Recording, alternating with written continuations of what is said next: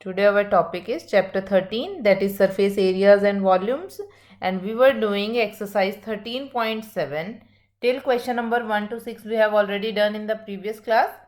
Now let's start with question number 7. Question easy है but एक थोड़ा सा concept है वो आपको ध्यान से देखना है.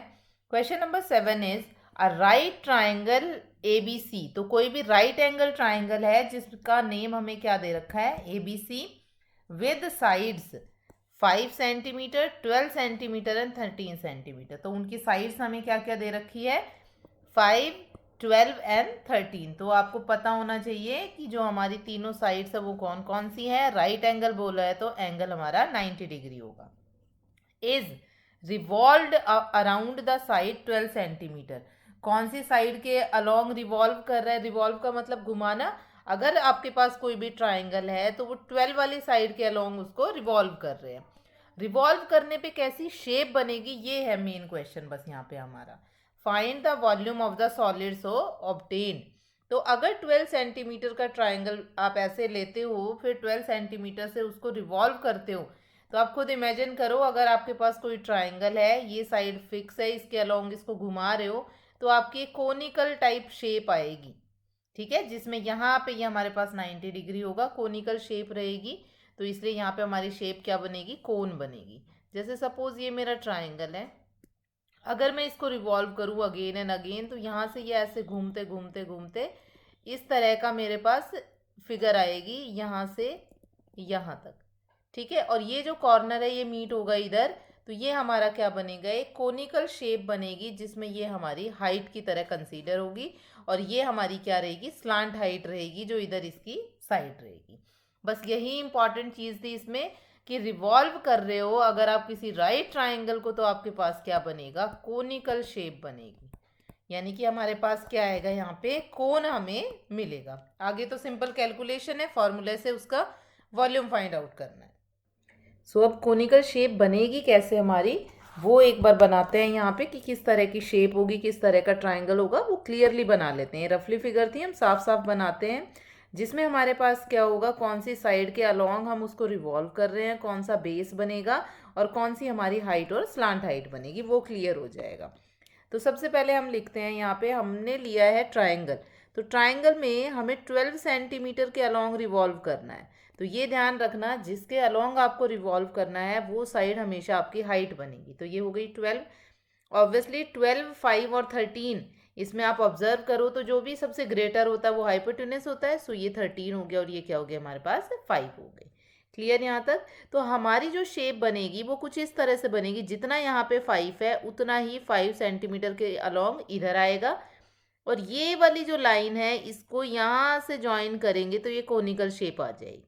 ठीक है, साथ में आपका सर्कुलर पार्ट इस तरह से मूव करेगा नीचे की तरफ ऐसे. तो ये हमारा कोन बन जाएगा यहाँ पे.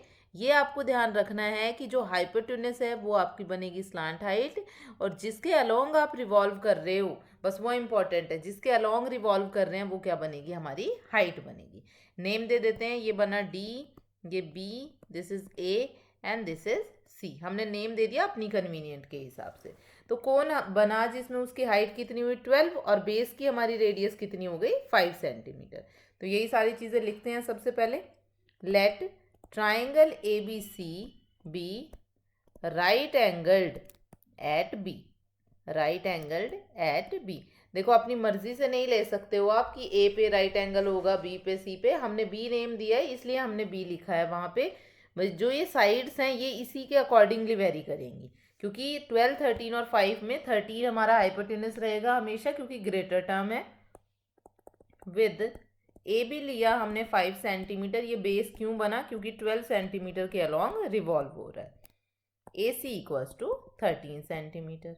अब ये चीज़ आपको ध्यान से लिखनी है. ऑन रिवॉल्विंग, रिवॉल्व करते हुए क्या हो रहा है हमारे पास, triangle A B C about the side B C equals to 12 centimetre we obtain a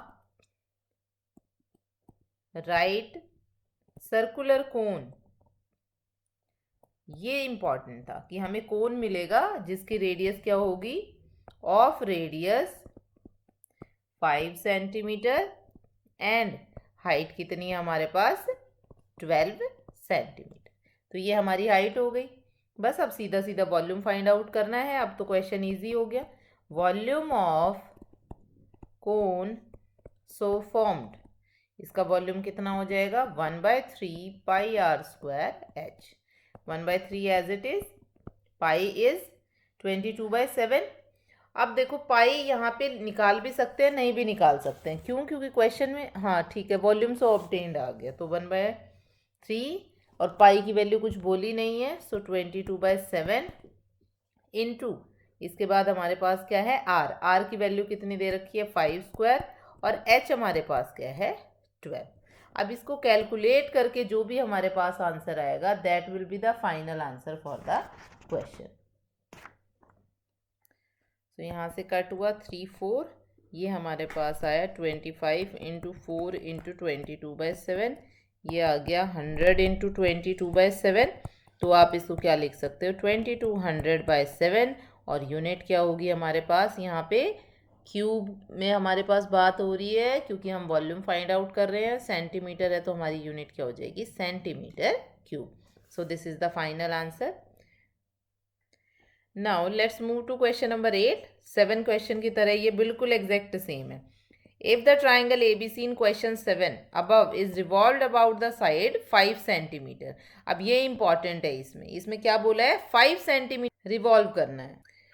तो अब 5 सेंटीमीटर के अलॉन्ग रिवॉल्व कैसे होगा? जैसे हमने उसमें 12 सेंटीमीटर के अलॉन्ग रिवॉल्व किया था वैसे ही यहाँ पे 5 सेंटीमीटर के अलॉन्ग करना है। बस डिफरेंस क्या रहेगा, यहाँ 5 हमारा हाइट बनेगी और वहाँ पे हमारी हाइट क्या थी 12 थी। Then find the volume of the solid so obtained, बिल्कुल एग्जैक्टली सेम हम फाइंड करेंगे। Find also the ratio of the volumes of 2 solids obtained in question 7 and 8। दोनों को हमें कंपेयर भी करना है। तो सबसे पहले फिगर बनाते हैं। फिगर कैसी रहेगी? अब यहाँ पे हमारे पास बेस में क्या आएगा 12 सेंटीमीटर आएगा। सो सपोज ये मेरा 12 सेंटीमीटर है। ऐसे देखने में विजुअलाइजेशन में भले ही वो छोटा बड़ा लगे, उससे आपको कोई फ़र्क नहीं पड़ना चाहिए। बस हमें ये देखना है कि ये हमारा 5 है और ये 12 है और ये वाली साइड हमारी कितनी है 13 है। तो ऑब्वियसली इतना ही 12 इधर जाएगा और ये वाली साइड यहाँ से जॉइन होएगी हमारे पास, और ये हमारा सर्कुलर पार्ट कुछ ऐसे घूम के आएगा। तो ये वाली कोनिकल शेप आपकी कुछ इस तरह की दिखेगी। ठीक है, अगेन नेम दे देते हैं ट्राइंगल को। ये हुआ A, this is B, this is C. ये तीनों नेमिंग्स हो गई। तो ट्राइंगल आ गया हमारे पास। अब सेम वही है जैसे हमने ऊपर किया था, तो इसमें ज़्यादा कुछ लिखने की ज़रूरत नहीं है, क्योंकि मैं ये सोच के चल रही हूँ कि क्वेश्चन 7 आपको दोबारा करना है यहाँ पे। तो मैं यहाँ पे लिख देती हूँ डू क्वेश्चन 7 हेयर अगेन। तो क्वेश्चन 7 अगर मैंने किया है तो उसमें सारे पार्ट आ गए, सब कुछ लिख दिया। अब हम यहाँ पे लिखेंगे ऑन रिवॉल्विंग, हमारा जो भी ट्राइंगल है ABC अबाउट, कौन सी साइड के अलॉन्ग रिवॉल्व कर रहे हैं, about side 5 centimetre equals to AB name दिया है। वी ऑब्टेन, क्या ऑब्टेन करेंगे हम, a cone of radius equals to 12 centimetre and उसके अलावा क्या है हमारे पास, हाइट की बात है तो हाइट बताएंगे, and height equals to 5 centimetre. तो हाइट हो जाएगी हमारी 5। तो वॉल्यूम हम सीधा सीधा फाइंड आउट कर सकते हैं। Therefore volume of cone so obtained, क्या आएगा volume of a cone 1/3 pi r square h. 1/3 as it is. Pi की वैल्यू पुट करना चाहो तो कर भी सकते हो, नहीं तो क्यों, क्योंकि हमें रेशो भी फाइंड आउट करना है इनटू 5। ठीक है, अब मेरे को यहाँ पे रेशो फाइंड करना है तो मैं कुछ भी आगे कैलकुलेट नहीं करूँगी। हम क्या करेंगे, हम सीधा वहाँ से मल्टीप्लाई करके और निकाल लेंगे उसको। तो ये सारा सॉल्व करके मेरे पास आएगा 240 और ये आएगा 22/7। मैंने क्यों नहीं मल्टीप्लाई किया, क्योंकि ऊपर वाले क्वेश्चन में भी 27 एज इट इज़ था, तो वहाँ से कट हो जाएगा। Now volume of question 7 upon volume of question 8, वहाँ से हमारे पास क्या आया था, देखो मैं यहाँ से ले रही हूँ 100 इंटू 22/7। तो यहाँ से मैंने लिखा 100 इंटू 22/7 अपॉन यहाँ से हमारे पास क्या है 240 इंटू 22/7, ये कैंसिल आउट, 0 से 0, यहाँ से आया 10/24, इसको भी कैंसिल आउट करोगे तो क्या आएगा 5/12। तो हमारा क्लियरली रेशियो कितना आ गया 5:12। इजी क्वेश्चन था बट इम्पॉर्टेंट है। वाई? बिकॉज हमें पता होना चाहिए कि रिवॉल्व करने के बाद हमारा ट्राइंगल कैसे बनेगा, किस शेप में बनेगा और उसकी हाइट और रेडियस क्या क्या होंगी। Now the next question is question number 9 and it is the last question of the exercise. ये भी एग्जैक्ट सेम है जैसे हम कोन अभी तक करते आ रहे हैं, वही फॉर्मूला, उसके अलावा ज़्यादा कुछ है नहीं। A heap of wheat is in the form of a cone. Heap का मतलब कोई भी ढेर, व्हीट गेहूं, गेहूं का कोई भी ढेर है तो वो किस शेप का होगा, कोनिकल शेप बनती है। आप अगर सोचोगे तो हमेशा आप कोई भी चीज़ ऐसे डालोगे तो हमेशा कोनिकल शेप आएगी। हुज डायामीटर इज 10.5, तो डायामीटर 10.5 हो गया, रेडियस इसकी हाफ हो जाएगी and height is 3 metre. Find its volume. पहला पार्ट तो बहुत ही ईजी है, वॉल्यूम फाइंड करना है। The heap is to be covered by canvas to protect it from rain. Find the area of the canvas required. अब canvas देखो, जो भी आपका हीप बनेगा उस पर आप ऊपर की तरफ से ही ढकोगे, बेस वाली बात तो नहीं आएगी। तो हमें क्या फाइंड करना है, हमें CS से फाइंड करना पड़ेगा। तो लिखना स्टार्ट करते हैं। सबसे पहले रेडियस और ये सब लिख लेते हैं। Radius of cone equals to diameter का हाफ 10.5/2 मीटर। हाइट हमें कितनी दे रखी है, height of cone equals to 3 metre. So volume हमारे पास कितना आ जाएगा, volume of cone equals to, जो भी फॉर्मूला है वो लिखना है। वॉल्यूम ऑफ कोन का फॉर्मूला क्या है, 1/3 πr² h।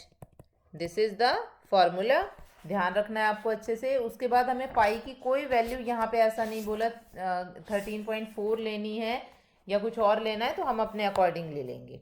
तो यहाँ से आ गया 1/3 22/7, r is 10.5/2 into 10.5/2 and height is 3। सो 3 से 3 कैंसिल, 2 से ये सीधा सीधा 11 आ जाएगा।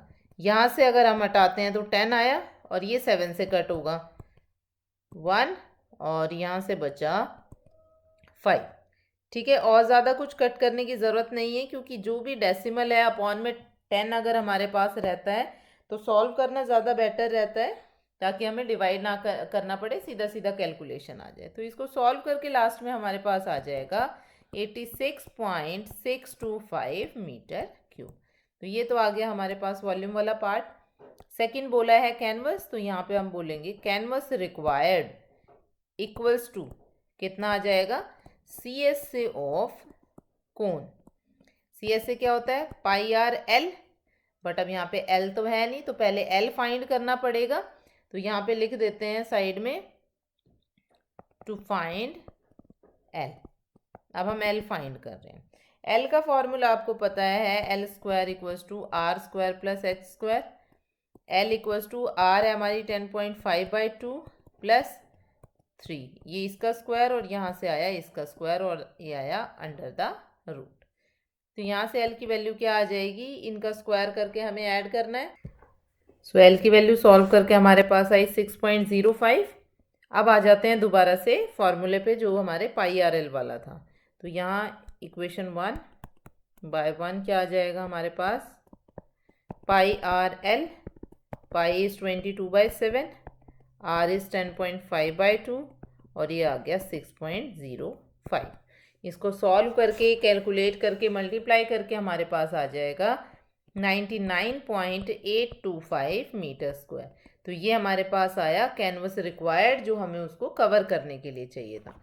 तो इसी के साथ हमारी एक्सरसाइज 13.7 फिनिश होती है। अब इस टॉपिक में हमारे पास बचता है सिर्फ लास्ट एक्सरसाइज, दैट इज 13.8, और वो बेस्ड है वॉल्यूम ऑफ द स्फीयर के ऊपर। वो हम कंटिन्यू करेंगे नेक्स्ट क्लास में।